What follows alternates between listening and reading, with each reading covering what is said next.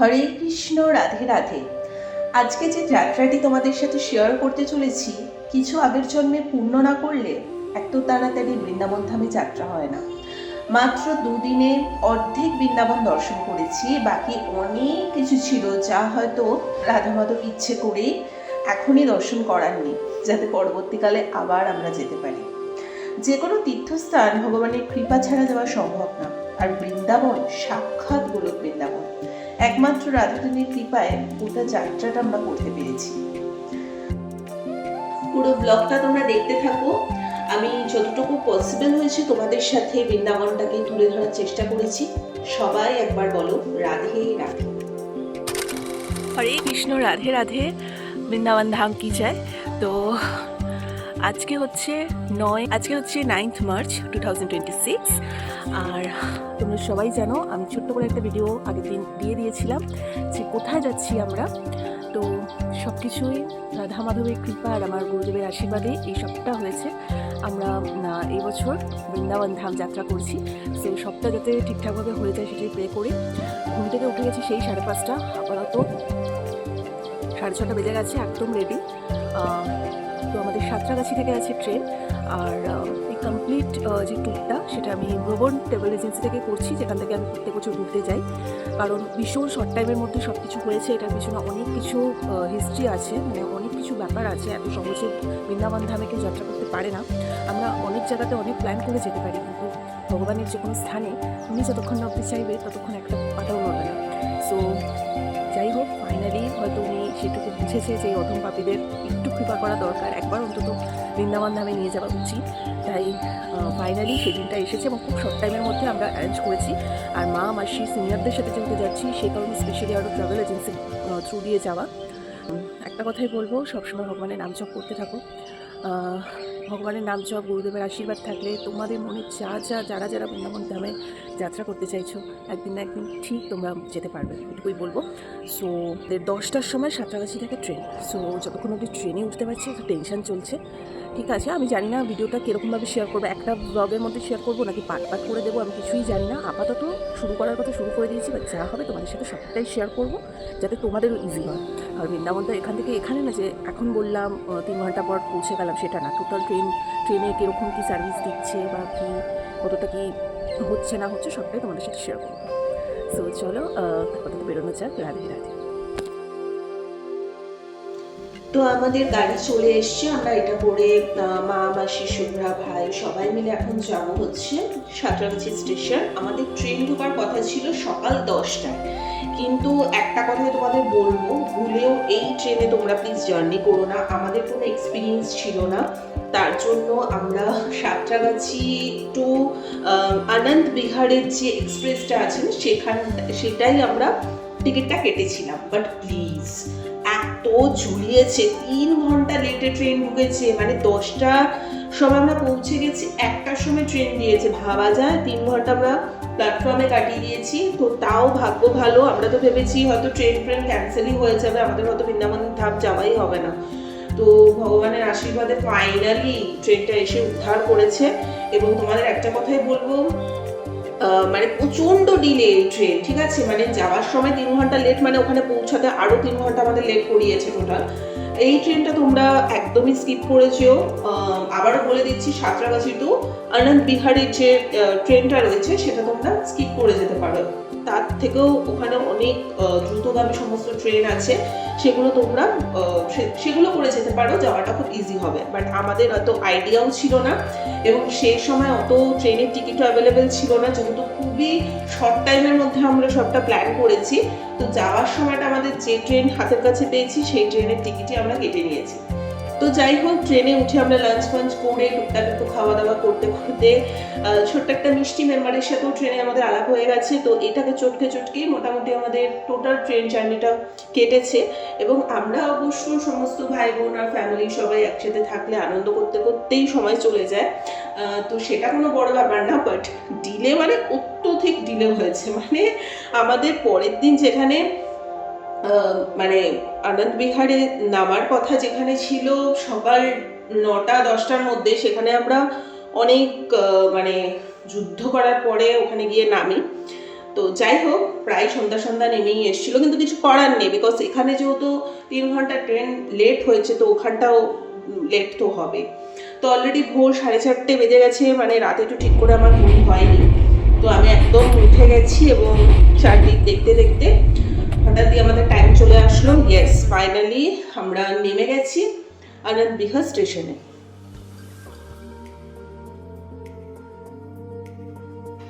তো চোখ মুখের হালাত দেখে বুঝতে পারছো ভীষণ বিধ্বস্ত। তো যাই হোক, বাট সবটাই কিন্তু ভগবানের আশীর্বাদে। হয়তো ভগবান একটু ধৈর্যের পরীক্ষা এক্সট্রা নিতে চেয়েছে আমাদের। এত সহজে তো বৃন্দাবন ধাম মানে যাত্রা করাটা যায় না, তাই না? তো যাই হোক, আমাদের পাজি চলে এসছে এবং পাজি কিন্তু ভীষণ বিন্দাস এবং কুল, মানে মানে কোনো কথা হবে না, সত্যি পাজি। আর পুরো ট্রিপটাই আমরা করেছি ভ্রমণ ট্রাভেল এজেন্সি থেকে। আমার ব্লগ যারা এত বছর ধরে ফলো করছো তারা জানো, আমরা যে কোনো ট্যুর ভ্রমণ ট্রাভেল এজেন্সি থেকে করে থাকি। উনি কিন্তু সমস্ত গাড়ি, দেন হোটেল, খাওয়া দাওয়া, মানে সকালে ব্রেকফাস্ট ইনক্লুডিং ছিল, বাকি সবটা আমাদেরকেই করতে হয়েছে। আর যেদিন গেছিলাম সেদিন ডিনারটা ইনক্লুড ছিল। তো যাই হোক, সবটা উনি সুন্দর করে ব্যবস্থা করে দিয়েছে। তো আমরা এবার টুকটুক করে আমাদের যাত্রা শুরু করছি। একটু পরেই আমরা ঢুকে যাব আমাদের প্রাণের মনের কাছে বৃন্দাবন ধামে। হরি বল।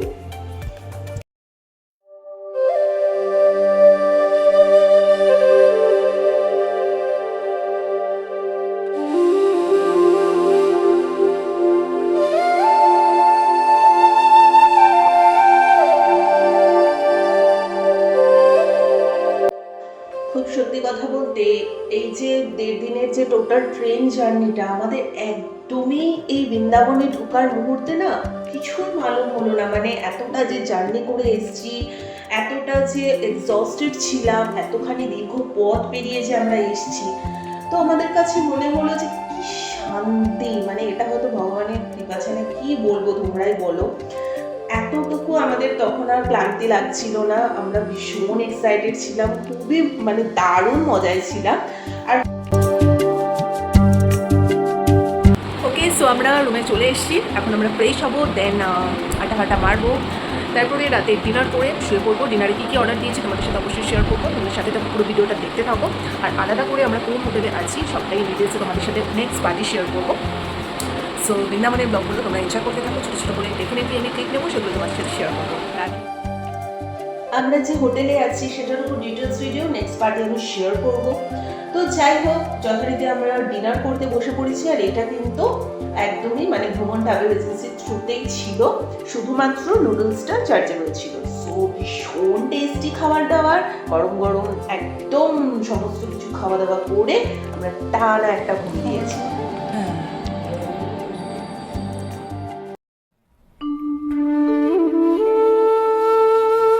হরে Krishna, Radhe Radhe, good morning from Vrindavan Dham. বলতেই কেমন গায়ে কাটা লাগছে। মানে এত বছর ধরে যেগুলো শুধু মনে মনে চেয়ে এসছি, কবে বৃন্দাবন ধাম যাবো, কবে বৃন্দাবন ধাম যাবো, সেখানে দাঁড়িয়ে থেকে এইভাবে ভিডিও করব, কিছুই মানে কি বলবো, ভাষা হারিয়ে ফেলছি, তুতলে যাচ্ছি আমি এডিটিং করতে গিয়ে, বুঝতেই পারছো এতটাই এক্সাইটেড।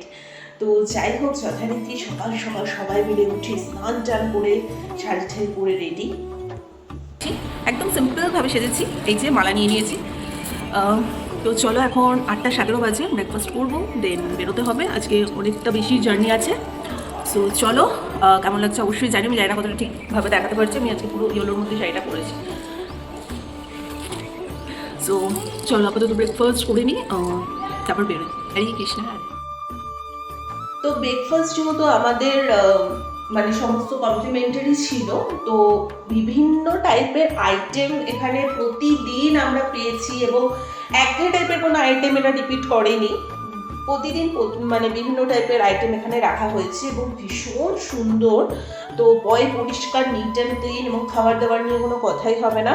এবং সকালবেলাটা আমরা একটু একদম হালকা ফুলকা যা হয় সেগুলো খেয়েই আজকে ডে 1 যাত্রাটাকে স্টার্ট করবো।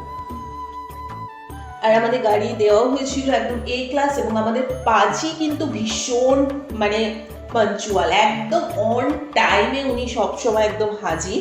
মানে কোনো রকম কোনো কমপ্লেন আমাদের করতে হয়নি দেরি হচ্ছে বা এই সে, ভীষণ ভালো উনি। ডে ওয়ানের ফার্স্ট আমরা দর্শনই শুরু করেছি গোবর্ধন যাত্রা দিয়ে। তো ফার্স্টে আমরা দানঘাটিতে চলে এসেছি, গিরি গোবর্ধন দানঘাটিতে। এখানে আমরা সুন্দর করে বাইরে থেকে ডালা কিনে নিয়ে ভেতরে যেখানে গিরিরাজ মহারাজ রয়েছে সেখানে আমরা সুন্দর করে দুধ ঢেলে প্রসাদ দিয়ে সুন্দর করে মন্ত্র উচ্চারণ করে পুজো দিয়েছি। সবটা একদমই ক্যামেরাতে মানে আমরা ধরতে পারিনি, বিকজ ওখানে ক্যামেরা অ্যালাউ ছিল না। যদিও বা অল্প একটু শর্ট আমি কোনো রকমে নিয়ে নিয়েছিলাম, ওখানে কিন্তু একদমই ক্যামেরা অ্যালাউ নেই।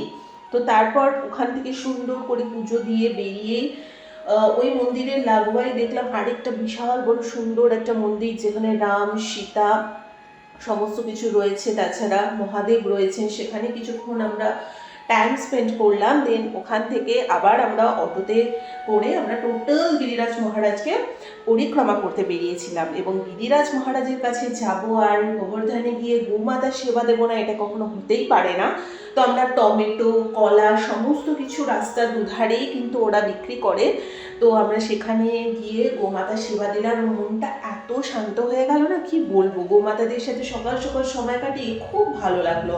আর আমরা কিন্তু অটো নিয়েছিলাম বা টোটো, তোমরা যেটাই বলো না কেন, সেটা নিয়ে আমরা পরিক্রমা করেছিলাম। বিকজ মা আর মাসি যেহেতু সিনিয়র, ওরা যেহেতু টোটাল পরিক্রমাটা পায়ে হেঁটে করতে পারবে না তার জন্য। বাট আমার ডেফিনেটলি ইচ্ছে আছে নেক্সট টাইম আমি যখন যাবো আমি নিজে পায়ে হেঁটে আমি পুরো পরিক্রমা করতে চাই। কারণ গোবর্ধন পর্বতের ভেতরটা এত সুন্দর যেটা বাইরে থেকে একদম জাস্টিফাই করা যায় না। তো নেক্সট আমরা এসেছি হনুমান টেম্পল। এখানে ওরা পুষ্টিকা লটা বলে থাকে, ভীষণ প্রাচীন একটা মন্দির এবং হনুমানজিরও দর্শন হয়ে গেল। তারপর আমরা সুন্দর করে এখন বাকিটা ওরা টোটোটা একটা জায়গায় নামিয়ে দিল এবং আমাদের পুরোটা পায়ে হেঁটেই তারপরে রাধাকুণ্ড, শ্যামকুণ্ড সবটা আমাদেরকে প্রদক্ষিণ করে দেন আমাদের ওখানে আচমন টাচমন করলাম ওখানে গিয়ে। আর রাস্তার দুধারে বহু দোকানপাট আছে, মানে ভগবানের জন্য সমস্ত সরঞ্জাম তোমরা এখানে পেয়ে যাবে। আমি এখান থেকে তুলসীর মালাও নিয়েছিলাম। যাই হোক, তো রাধাকুণ্ড শ্যামকুণ্ডের স্টোরিটা একদম সবাই তোমরা কম বেশি জানো। অষ্টাসুর নামে একজন অসুরকে, যে কিনা একটা অসুর ছিল, উনি গাভীর রূপ ধরে এসেছিল। কৃষ্ণ যখন বুঝতে পেরেছে এটা কোনো গাভী না, এটা অসুর, তখন কৃষ্ণ তার শিং ধরে ঘুরিয়ে একদম মেরে দিয়েছিল। কিন্তু রাধারানী বললো তুমি তো গো হত্যা করেছো। কৃষ্ণ বললো আরে ওটা তো গাভীর রূপ, মানে অসুর এসছে, এখানে আমার কি দোষ? তখন রাধারানী বলছে না, যতই অসুর হোক তুমি গো হত্যা করেছো, তো তোমার এর পাপের শাস্তি পেতেই হবে। তার জন্য সমস্ত তীর্থের জল তোমাকে স্নান করে আসতে হবে, তবে তোমার পাপ ধোবে। এবার কৃষ্ণ সমস্ত তীর্থ কেন ভ্রমণ করতে যাবে? যেখানে কৃষ্ণ স্বয়ং নিজেই আছে, সেখানে সমস্ত তীর্থ তার পায়ের কাছে বিরাজমান। সেখান থেকে শ্যামকুণ্ড তৈরি হয়েছে, তার পাশে রাধারানী এবং অষ্টসখী মিলে রাধাকুণ্ড তৈরি করেছে। এটা ভীষণ পবিত্র জায়গা। রাধাকুণ্ড শ্যামকুণ্ড জলে আচমন করা, ওখানে বসে নাম জপ করা কিন্তু অনেক মহিমা। তো যাই হোক, টোটাল বৃন্দাবন ধামেরই প্রচুর মহিমা, মাহাত্ম্য এবং প্রচুর লীলা কথা আছে। আমাদের মতো পাপীদের পক্ষে সমস্ত কিছু অত এক্সপ্লেন হয়তো করা সম্ভব হবে না। এগুলো তোমরা ওখানে গিয়ে ওখানকার ব্রজবাসীদের মুখ থেকে শুনো, জিনিসটা বেশি ভালো লাগবে। তো গোবর্ধনে এসছি এবং ওখানে আমাদের ছোট্ট নারগোপাল, মানে আমাদের কৃষ্ণ তো বেশি দহি মাখন নানি এসবই খায়। তো সেখান থেকে আমরা একটু একদম পুরো লস্যি নিলাম উইথ একদম রাবড়ি টাইপের, এত টেস্টি, মানে এই টেস্ট তোমরা কখনোই কলকাতায় পাবে না, একদম শিওর। মানে ওখানে একদম খাঁটি একদম জিনিসটা আমরা পেয়েছি, মানে অত্যন্ত সুস্বাদু, মানে খুবই ভালো। আর দিনের বেলা যেহেতু আমরা পরিক্রমায় বেরিয়েছিলাম, তো সমস্ত গরমের ক্লান্তি যেন দূর হয়ে গেছিল ওই লস্যি খেয়ে।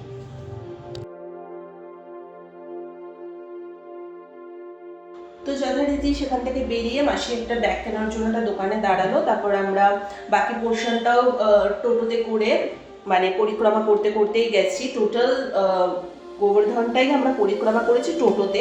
আমার একটাই আফসোস হয়ে গেল, নেক্সট টাইম আমাকে একদম পায়ে হেঁটে পুরোটা প্রদক্ষিণ করতে হবে। তো যাই হোক, তারপরে আমরা একটু লেবু রস খাবো বলে দাঁড়িয়ে পড়েছি। বিকজ যেহেতু দিনের বেলা বেরিয়েছিলাম না, প্রচণ্ড রোদ ছিল, তো তার জন্য এই লিকুইড টাইপের খাবারগুলো কিন্তু বেশি ভালো, মানে পানীয় যেটা বলে। যাই হোক, আর লাস্ট স্পট হচ্ছে চারধাম। তো চারধামে ঢুকে গেছি, ভীষণ সুন্দর এই চারধামটা। তো এখানে বৈষ্ণবী দেবীর মূর্তি রয়েছে, তার টেম্পল আছে, শিব টেম্পল আছে, শনি টেম্পল আছে, রাধাকৃষ্ণের টেম্পল আছে। তোমরা পুরোটা একটু দেখতে থাকো। বৃন্দাবনের প্রতিটা অলিগলি গাছের পাতায়, ধুলোয়, যমুনার জলে পাখি, বৈষ্ণব, সাধু, গৌমাতা, বাদর ইত্যাদি সবার মধ্যে ফিল করেছি রাধা মাধবকে। যারা শুধুমাত্র ঘুরতে যাওয়ার জন্য আর রিলস করার জন্য বৃন্দাবন ধাম চায়, তাদের কাছে বৃন্দাবন ধাম ভালো লাগে না। কারণ ছোট ছোট গলি, দিল্লির ট্রাফিক, বাদরের উৎপাত তাদের কাছে অসহ্যনীয়। কিন্তু যারা প্রকৃতই কৃষ্ণের প্রেমের টানে পাগল হয়ে বৃন্দাবন ধাম যাত্রা করতে যায়, তাদের কাছে সর্বস্ব। প্রতিটা পদে পদে কৃষ্ণকে ফিল করা যায়, চোখ থেকে অনবরত জল বেরিয়ে আসে। শুধু মনে হয় আগের জন্মের কোনো কানেকশন না থাকলে এটা ফিল করাটা অসম্ভব ব্যাপার। যারা একবার বৃন্দাবন যায়, মন প্রাণ সব বৃন্দাবনেই রাধা মাধবের কাছে ফিরে আসে। আর শুধু দিন গুণে কবে বৃন্দাবনে রাধারানী ঠাঁই দেবেন এবং সেই নিঃশ্বাস যেন এই বৃন্দাবনের মাটিতেই ফেলে যেতে পারি। এগুলো একজন শুদ্ধ কৃষ্ণ ভক্ত ছাড়া সাধারণ যারা রিলস বানাতে চায় সেসব মানুষের পক্ষে অনুভব করা কখনোই সম্ভব না। তো যাই হোক, দিনের বেলা যেটুকু রাধা মাধব দর্শন করিয়েছেন ওইটুকু দর্শন করে আমরা হোটেলে ফিরে লাঞ্চটা করতে বসে পড়ি। বিভিন্ন টাইপের আইটেম আমরা নিয়েছিলাম, সমস্ত কিছুই নিরামিষ, খুব স্বাভাবিক ব্যাপার এটা। তো যাই হোক, খুবই ভালো টেস্টি খাবার দাবার ছিল। দেন আমরা একটু রেস্ট করে আবার বিকেলবেলা রেডি হয়ে বেরিয়ে পড়েছি, বিকজ হাতে মাত্র 2 দিন, আমরা রুমে বসে থেকে তো সময় নষ্ট করতে পারবো না। তো বাজি আমাদেরকে সোজা নিয়ে গেছে এবারে বারসানায়। আমরা এভাবে যাচ্ছি একটা বাইকে। ও মাই গড, রাধে রাধে।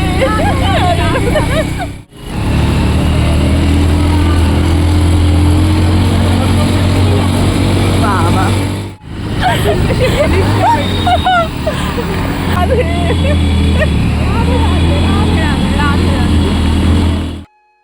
বারসানায় আগে রোপওয়ে ছিল, এখন বন্ধ হয়ে গেছে। আর তোমরা যারা বারসানাতে সামনের গেট থেকে যেতে চাও, তারা গাড়ি ডাইরেক্ট সেখানেই নামাবে, কিন্তু তোমাদের সিঁড়ি ভেঙে উঠতে হবে। আমাদের কিন্তু সেইভাবে পাজি নিয়ে জানি, আমাদের সাইডের মানে যে ডোর সেখান থেকে উনি ঢোকানোর জন্য একটা জায়গা অবধি উনি নিয়ে গেছিলেন, আমাদেরকে দাঁড় করিয়ে দিয়েছিলেন গাড়িটা। সেখান থেকে আমাদের বাইক করে কিন্তু ওপরটা উঠতে হয় এবং আমরা সাইডের যে ডোর সেখান থেকেই কিন্তু প্রবেশ করে টোটাল আরতিটা আমরা দেখতে পেয়েছিলাম।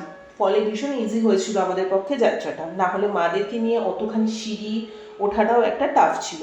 আসলে সবটাই রাধারানী আগের থেকে প্ল্যান করে রেখেছিল।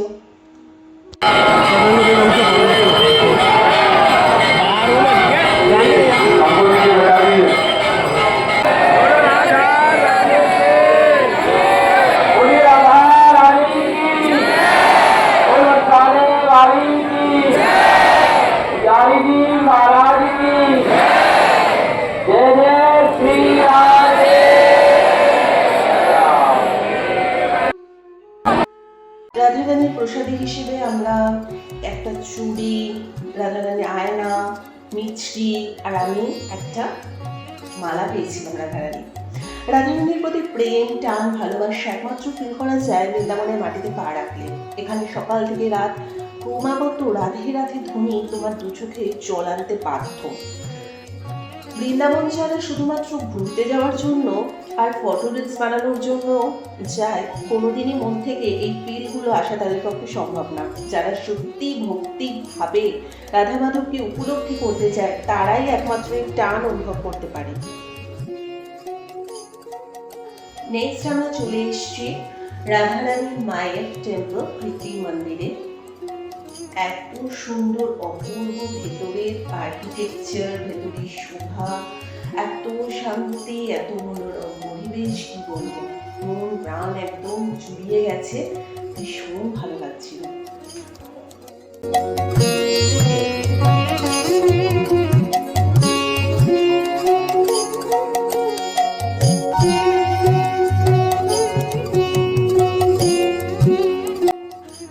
তো আমাদের মোটামুটিভাবে পার্সোনালি দুটো টেম্পল দর্শন করা কমপ্লিট। এবার আমরা একটু ফুচকা খাবো, আর এখানে কিন্তু বিভিন্ন টাইপের জল দিয়ে ওরা ফুচকা দিয়ে থাকে, জিরার জল, খাট্টা মিঠা জল, তারপরে আরও জল জিরা দিয়েছিল, হিঙের ছিল, বিভিন্ন টাইপের ফ্লেভারের সমস্ত জল দিয়ে ওরা সার্ভ করে থাকে। আমাদের বেশ ভালো লেগেছে। দেন আমরা হোটেলে ফিরলাম, ডিনার করে সবাই রেস্ট হলাম। পরের পার্টটা খুব শিগগিরই তোমাদের সামনে নিয়ে আসছি। সবাই একবার লাস্ট বলে নাও রাধে রাধে।